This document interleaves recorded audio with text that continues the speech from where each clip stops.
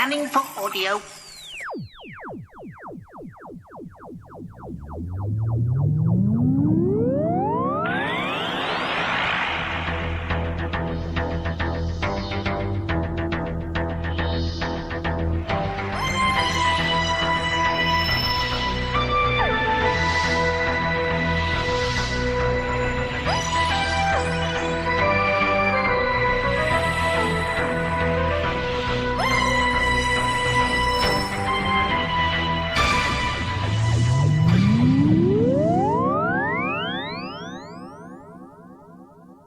Welcome to a Tin Dog podcast, this time talking about Charlotte Pollard, Series 2. It's been 3 years, well, getting on for 3 years, since we had Series 1. In fact, the review of Series 1 is Tin Dog podcast number 401. As this is about Tin Dog podcast number 666, you can see how long ago that was. Now, for those of you paying attention, you all know who Charlotte Pollard is, or was, or will be, depending on your point of view of time. Yes, she was the 8th Doctor's greatest companion, and then, well, she hung around with the 6th Doctor, and then eventually she hung around with the Viyrans. Like a really nice friend you knew from your childhood, she's fallen in with a bad lot. Now, there are things about this series, this box set, that I'm not fond of, and there are things about it that I am fond of, so bear with me for this review. First off, we've waited forever for this. Now I know everyone's been busy. India's been talking about food for money, and it definitely needed a little bit of tweak and a little bit of work to get us from Series 1, mainly because of one thing, one big aspect. Well, there's a few things. Now, like I said, bear with me. Charlotte Pollard is a companion of the Doctor who's been given a spin-off series, correct? Yes, you're with me. Sarah Jane Smith, companion of the Doctor, very beloved, given a spin-off series, okay? You're with me so far. Now, the problem when you go from being companion to being central character is that you have to step up and become more Doctor-like. It happened to Captain Jack when Torchwood happened. And it always jars when it goes back because they have to suddenly know less or appear slightly less intelligent. Charlotte was and always will be the greatest Edwardian adventurer. But when she's in her own series, does she know more than everyone else? A little. Is she as plucky as ever? Of course she is. But there are a few problems. And of course, I haven't even mentioned my biggest problem with the whole of the Charlotte Pollard series. And it's not her fault. None of this is. What's the issue? It's the Viyrans. I've never liked them. And as major recurring villains / characterization character, the sort of things that drive the thing on. The MacGuffins.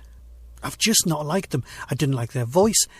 I only really liked them in one episode of Countermeasures, which means that the Viyrans do exist in the Countermeasures universe, which means a point I'm about to make later on about this storyline has even more credibility.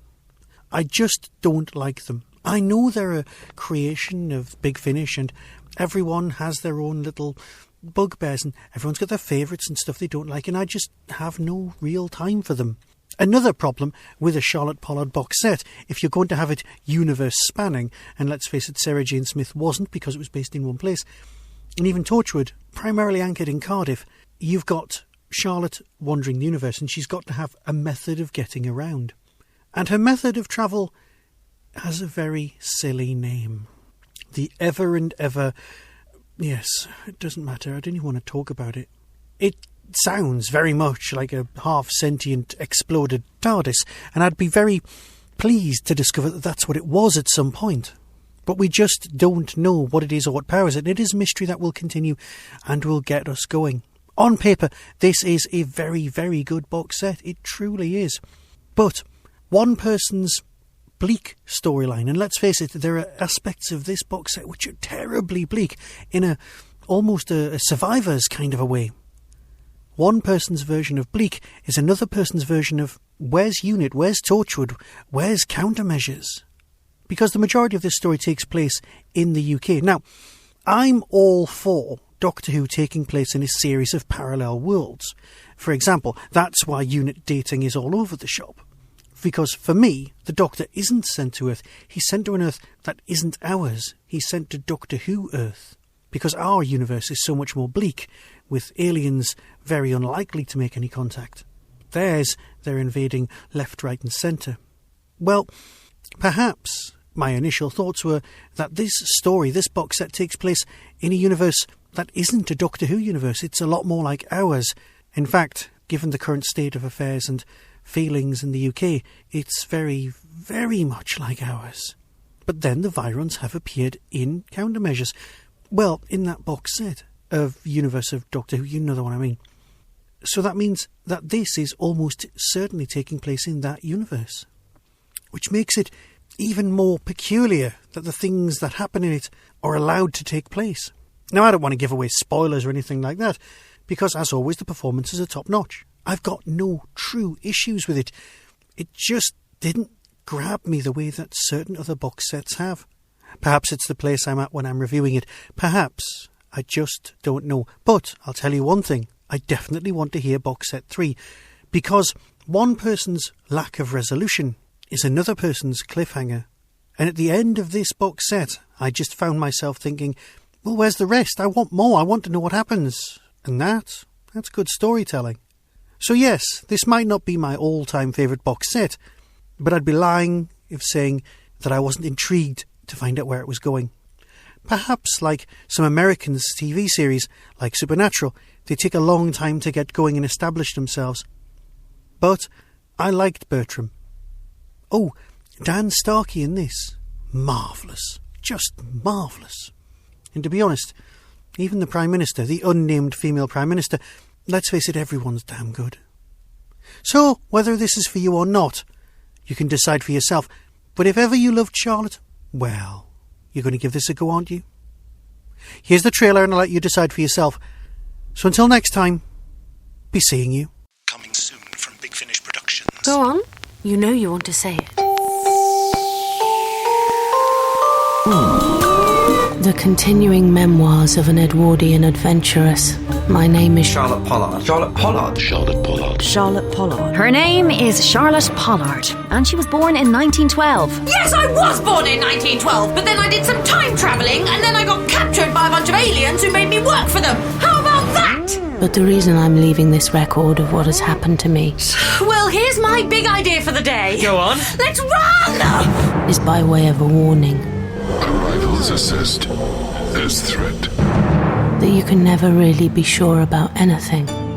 You mean the action men with smooth, bits? They are indestructible. Shoot to kill! I'm Naomi Davies, Did you that bird off the telly? And aren't you that dickhead who drives the train? and here's the latest on the emergency situation. Must be those soldiers! You think? This is a plea for help, for anyone watching who can do something. That's because we're on your side. The side of the human race. We are humans, aren't we?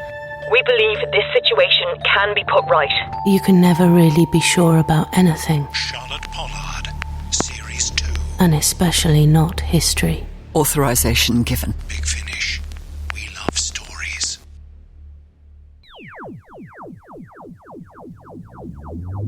That was the Doctor Who Tin Dog podcast, available on iTunes, YouTube, Twitter, RSS, Vimeo, and across the internet. Doctor Who and its associated properties are all copyright and trademark of the BBC. No infringement is intended. Why not become a supporter by visiting patreon.com/tindog. Contact the show on tin-dog@hotmail.co.uk. The Tin Dog podcast is a founder member of the Doctor Who Podcast Alliance.